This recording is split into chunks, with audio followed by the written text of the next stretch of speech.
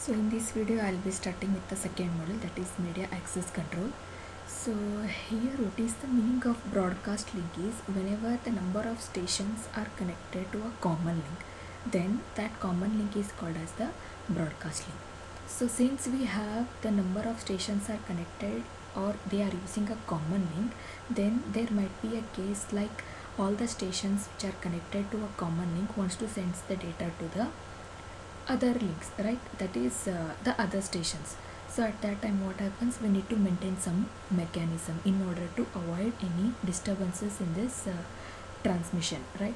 So those mechanisms are nothing but what here, by applying some set of rules. So those set of rules are nothing but what here we can call it as an protocols, right? So by applying some protocols in this broadcast link in which the number of stations are connected, then we can have a successful transmission of data at the destination. So all of these protocols which belong to a sublayer in the data link layer are called as media access control. So those are classified in these three groups. As you can see in this figure 12.1, they are classified in three groups. Those are random access protocols, controlled access protocols, as well as the channelization protocols. So in random access protocols we have again the four protocols. What are those? Aloha, CSMA, CSMA bar CD, and CSMA bar CA. And then we have the second group, that is controlled access protocols. So here we have reservation protocol, polling protocol, as well as the token passing. And coming to the last group, that is channelization, here we have FDMA, TDMA, and CDMA. So for your syllabus, only the first two groups are there, that is random access protocols as well as controlled access protocols. So here in this part of this module we are going to discuss the 7 protocols, that those are belonging to the random access as well as the controlled access protocols. So here the first one is the random access, right? So here it is having the two features. The first feature is there is no scheduled time for a station to transmit, and the second feature is transmission is random among the stations. So as we know, the number of stations will be there in this broadcast link, isn't it? So what happens here, all the stations have the complete right to send the data at any time. There is no fixed time for any station to send the data. So that is the one feature. And the one more is transmission is random. That is nothing but all the stations are independent to send the data, right? So because of these two features, this is holding a name, that is the random access, right? So here in this process we have four protocols, random access protocols: Aloha, CSMA, CSMA bar CD, and then CSMA bar CA, right? And one more thing, what happens here is, see, if the two stations which are connected to a broadcast link wants to send the data at the same time, then what happens, there is a collision occurring. One more term is coming now, that is collision. So how to overcome that and what to do in order to avoid that, we'll see in the upcoming protocols. So here we'll start with the first protocol, that is Aloha protocol. So here Aloha is a protocol which was designed in a wireless LANs. So here we have the two types of Aloha. The first one is pure Aloha and the second one is slotted Aloha. So as you can see, we'll start the discussion of the first Aloha, that is pure Aloha. So this is the original Aloha, right? So when you consider this figure here, how many stations we have? 4 stations. So consider all the 4 stations wants to send the data, right?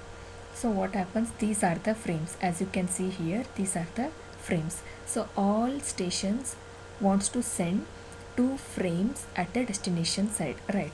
Now what happens, say station 1 sends a first frame, right? So when the station 1 is sending the first frame, then all other stations are not sending any frames, right? So then there will be no any collision. So successfully this first frame will be sent at the destination side. So this is clear. So what happens here, the station 1 starts to send the second frame, as you can see here, right? So what happens, at the same time the stations 2 is also sending the frame, right? Station 3 and station 4, all the 4 stations which are present here are sending the frames at the same time, right? The station 1 is sending second frame, but what about the other stations? They are sending their first frames, right? But since they are sending at the same time, there is the occurrence of collision here. So as you can see, this is a darkened part, right? So this darkened area is representing it's a collision. So what happens when the collision is happening means the destination will not receive any frames here. So all the frames will be collided and they will be dropped simply.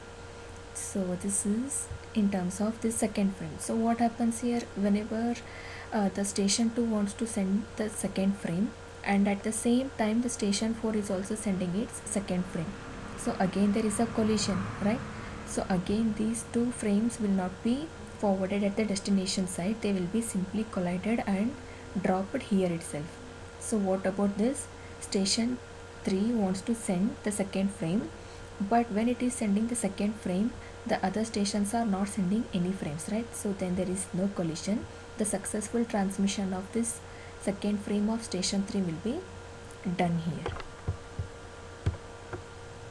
So here what happens, whenever the destination station receives the frames, then the destination station has to send the acknowledgement to the source station.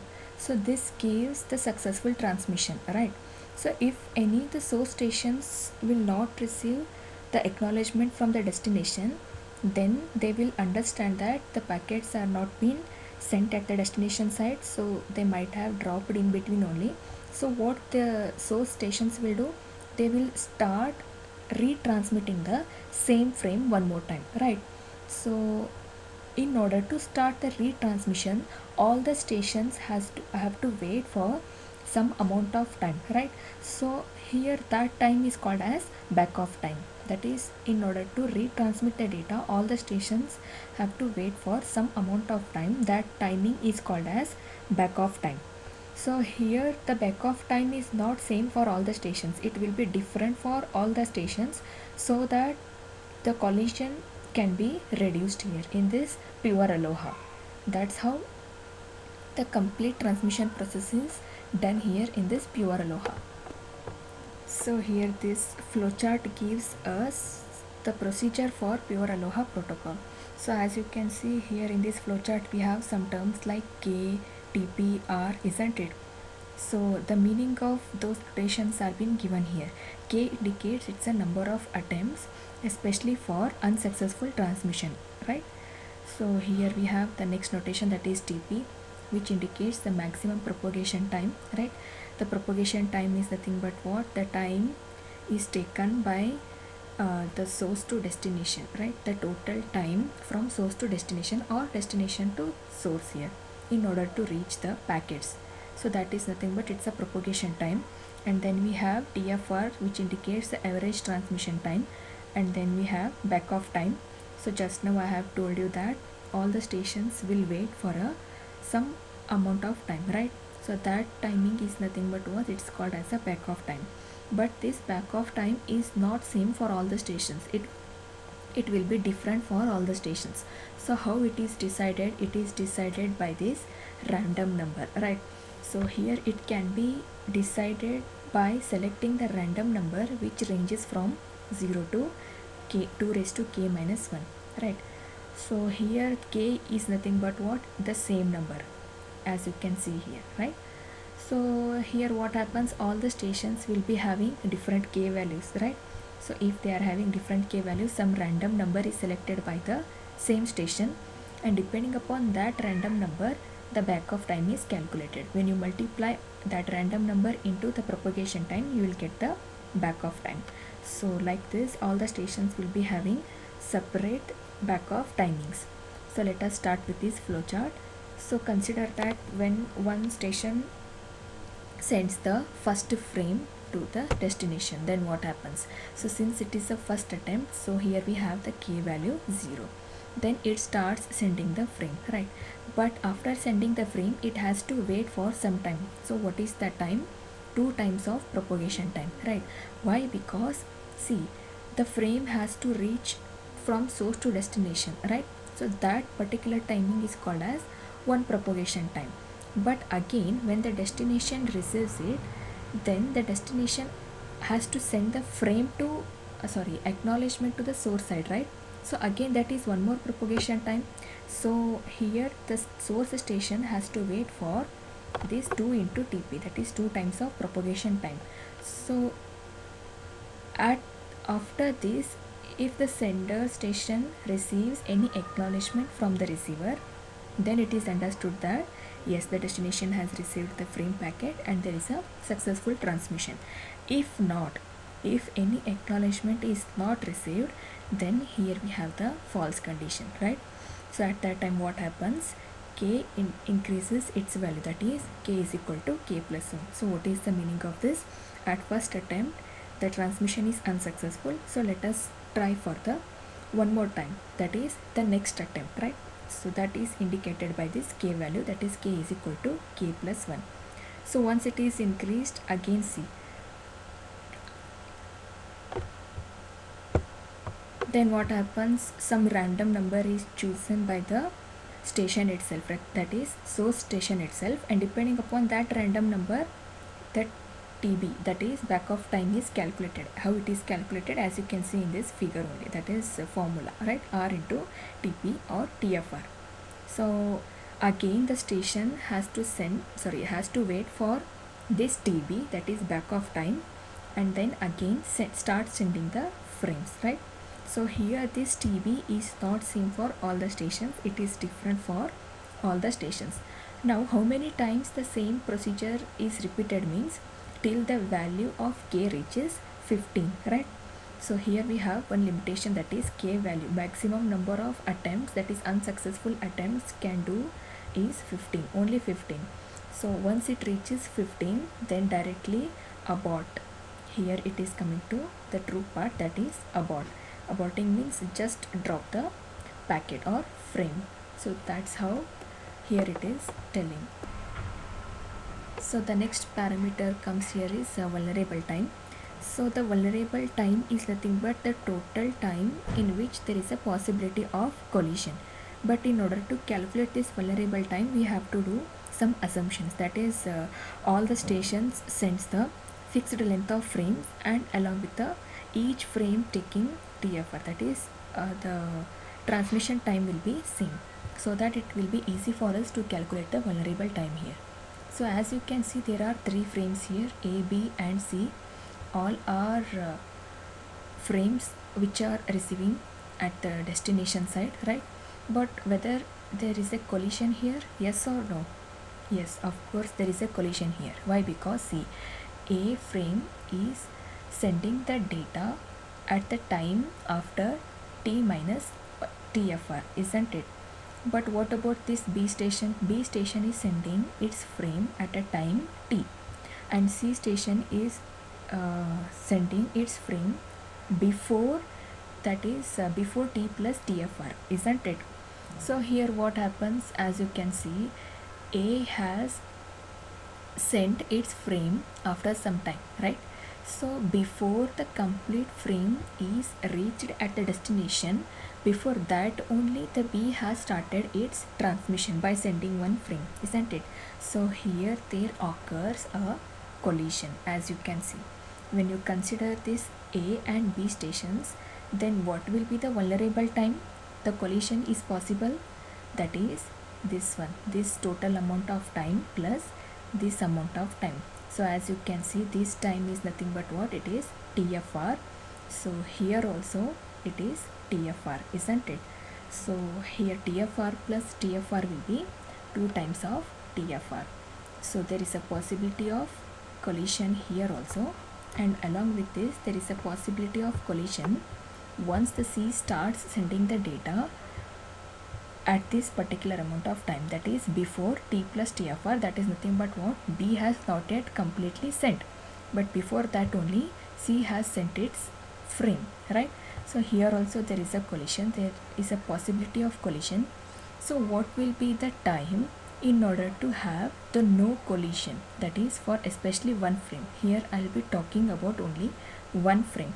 So when you consider this B frame, if I want to transmit it successfully without any collision, then what will be the time slot?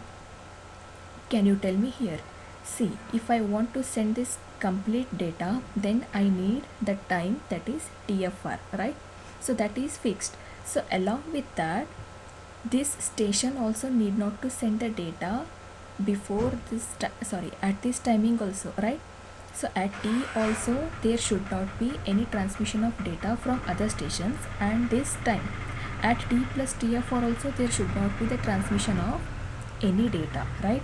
So here the total time, that is vulnerable time, in order to avoid the collision is 2 times of TFR, that is this one is fixed, and along with that before this and after this. So that is nothing but what, in order to have the successful transmission of any frame, then you need to have this vulnerable time, that is 2 into TFR from this to this, right?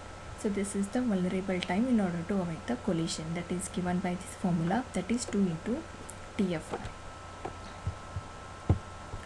So here we have the next concept, that is throughput, which is nothing but the efficiency. In order to calculate the efficiency of pure Aloha, here we have one formula, that is S is equal to G into e raised to minus 2G. So as you can see here, this 2 is the value which is depending upon the vulnerable time. So just now we have seen the vulnerable time for pure Aloha is 2 times of TFR, isn't it? So that is taken here 2. So if that was 1, then here we would have taken 1 only. So here you can have the formula. Now in order to have the maximum throughput, what you can do is, see here we have the S formula, right? S is equal to G into e raised to minus 2G. So in order to get the maximum efficiency, you need to differentiate it, that is with respect to this capital G. So ds by dg, so after differentiating you need to equate it to 0 in order to calculate the maximum efficiency. So when you do the when you do the differentiation and when you equate it to 0, then you will get the G value, that is 1 by 2, right? So once you get this G value, you need to substitute the same G value in this equation. So when you substitute G is equal to 1 by 2, then you will get the efficiency, that is 0.184, that is nothing but what, 18.4 in terms of percentage. So 18.4 is the efficiency of pure Aloha, right? So this is the maximum efficiency we can get. So coming to the next one, that is second type, slotted Aloha. So here what happens, in order to avoid the collision, the total timing is divided in terms of some slots, as you can see here, slot 1, slot 2 and slot 3. And here one restriction is made. What is the restriction is, all the stations have the restriction of sending the frames at the starting of this slots only, timing slots, as you can see. If any of the station misses sending the frame at this particular slot, then they have to wait for the next slot, that is like this, right? So as you can see in this figure, it will be very easy to understand this concept. So as you can see here, station 1 starts sending its frame at slot 1, that is the starting of slot 1. So before the slot 2 only, station 1 will complete sending the first frame, right? So here by this what happens, there will not be any collision, but not exactly the complete collision can be eliminated. Compared to the pure Aloha, some amount of collision can be eliminated here, right? So but here one more problem is, see, if a station 2 wants to send the data at the slot 1, right, but for some reasons it will miss this slot, so it has to wait for the next slot and it will start sending the frame from the second slot. So what happens, at the same time the station 3 is also sending the data, right, but these two stations are unaware of this, that is they are sending at the same time. Then there is a occurrence of collision, as you can see here, the highlighted part. So here these two areas, there is a collision is occurred. So here these four frames are being dropped here, right? So as you can see, the next station, the second frame of station 2 station 4 and station 3 are being successfully transmitted. So just now I have told you that after the collision, immediately these frames are not dropped. Actually what happens, if the destination not receives the data, then the station has to wait for some backup time and they have to retransmit it again. So that number of unsuccessful attempts will be 15, right? So if it crosses 15, then automatically these frames will be dropped out. So as you can see here, the same term, that is vulnerable time. What will be the vulnerable time in slotted Aloha is being shown in this figure. So as you can see, where the collision can occur, it is in between the only one slot, isn't it? So that's what here we have the vulnerable time, that is TFR. Here compared to the previous Aloha, the previous Aloha protocol, that is pure Aloha, the vulnerable time is exactly reduced to half. Why? Because all the stations are restricted to send their frames at the fixed slot, that is the starting of the fixed slot starting time, right? So here there can be a collision in between this time duration or this time slot only. So you can consider this any fixed time slot. Even if one more frame was there here, then there would be a one collision, right?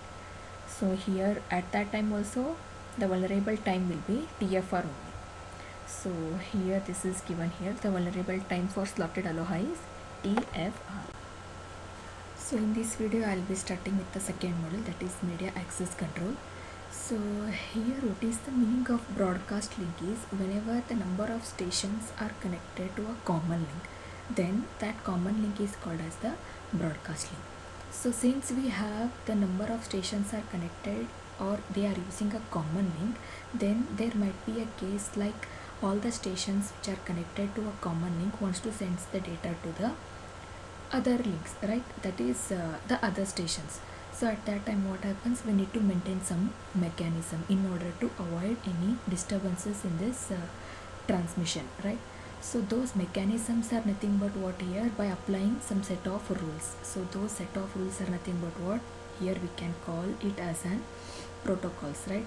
So by applying some protocols in this broadcast link in which the number of stations are connected, then we can have a successful transmission of data at the destination. So all of these protocols which belong to a sublayer in the data link layer are called as media access control. So those are classified in these three groups. As you can see in this figure 12.1, they are classified in three groups. Those are random access protocols, controlled access protocols, as well as the channelization protocols.